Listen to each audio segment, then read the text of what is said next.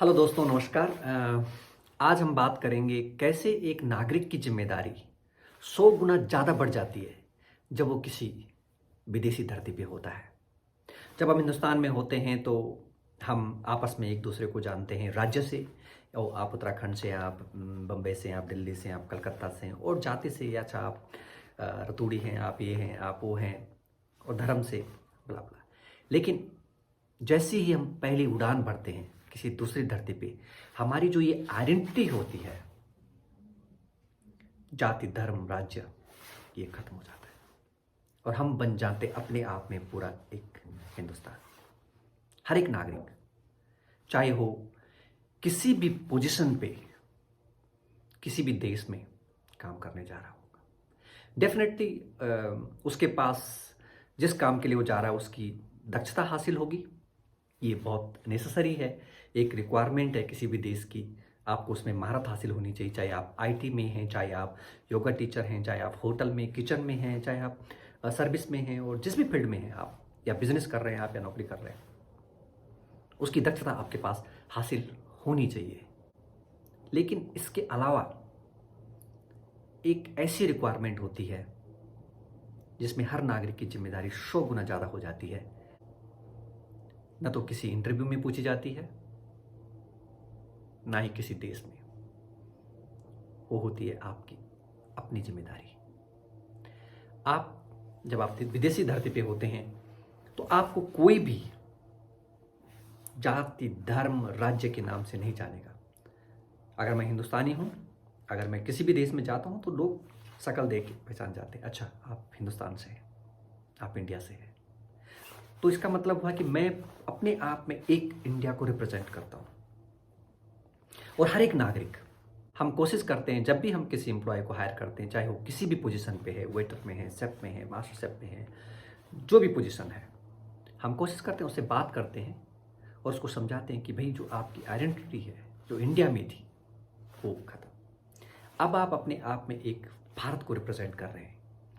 आप जहाँ भी जाएं, आप चाहे रोड पे चल रहे हैं, आप क्या पहन रहे हैं, आप लोगों से क्या बात कर रहे हैं, आप अपने आप में एक देश को रिप्रेजेंट कर रहे हैं। सो राष्ट्र प्रथम की जो सोच है वो हर वक्त आपके दिमाग में होनी चाहिए, एक राजदूत की तरह। क्योंकि हर एक इंसान जो विदेशी धरती पे है वो अपने आप में एक एम्बेसडर है, एक मैसेंजर है, और एक भारतीय जो भारत की भूमिका निभा रहा है वो है।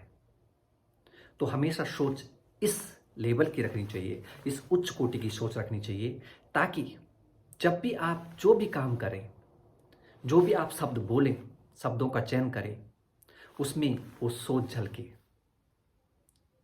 वो उच्च कोटि का के जो विचार हैं हो रहे हैं। उससे क्या होगा कि आपसे गलतियां नहीं होगी।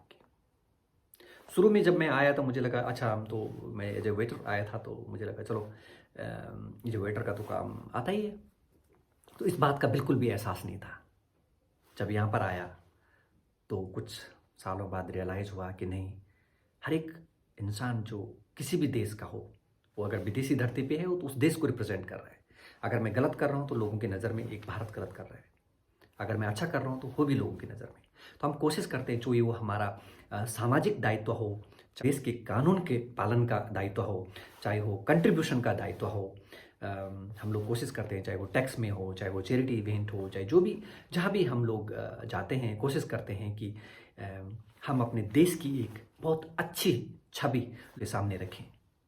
क्योंकि जो पीपल टू पीपल कनेक्शन है जो गवर्नमेंट करते अपने स्तर पे, वो तो वो करते ही हैं, लेकिन साथ साथ में हमें हमेशा ध्यान रखना है कि हमें अपने स्तर पे पीपल टू पीपल कनेक्शन हो बहुत ही ऐसा मधुर बनाना है कि लोगों की जो सोच है, जो इंटरनेट के माध्यम से लोगों को मिलते हैं जो विचार, उससे बिल्कुल विपरीत हो, उससे एक उच्च कोटि की एक सोच हो।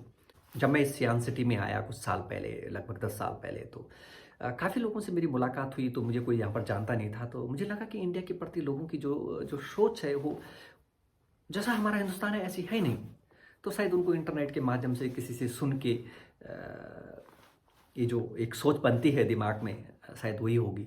लेकिन धीरे-धीरे हम लोगों ने जब लोगों से बात करनी शुरू करी, लोगों को लगा हमारा व्यवहार, हमने कभी हमेशा कानून का पालन करा, तो हमने क्या करा कि धीरे-धीरे हमने एक ऐसी एक छवि बनाई लोगों के साथ, जो हमारा व्यवहार है, जो हमारा जो सामाजिक दायित्व है वो निभाने का, चाहे वो हमारा चैरिटी इवेंट में हम लोग हिस्सा लेते हैं, चाहे वो टैक्स भरने की बात हो, चाहे लोगों से बात करने का जो जो तरीका हो, जो हमारे एम्प्लॉई हैं उनका हम कैसे ध्यान रखते हैं, वो सब चीज़ें बहुत मैटर करती है। बहुत सारी छोटी सी चीज़ें होती हैं लेकिन बहुत मैटर करती है। कई बार हमारे एम्प्लॉय पूछते हैं कि नहीं सर, मैं तो इस वेटर में मैं क्या कंट्रीब्यूशन, क्या योगदान दे सकता हूँ। डेफिनेटली हर एक इंसान बहुत बड़ा योगदान दे सकता है।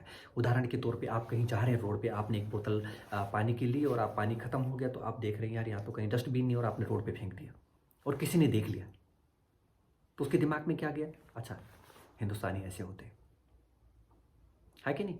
तो ये छोटी छोटी चीज़ें हैं जो कि बहुत मैटर करती है।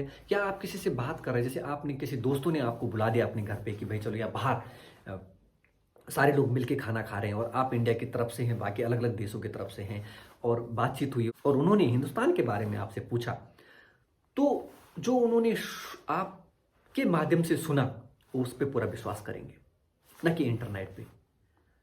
तो ये बहुत ज़रूरी हो जाता है कि हर एक नागरिक को, जो भी देश से बाहर निकल रहा है, उस दायित्व को उच्च कोटि की सोच के साथ निभाएं।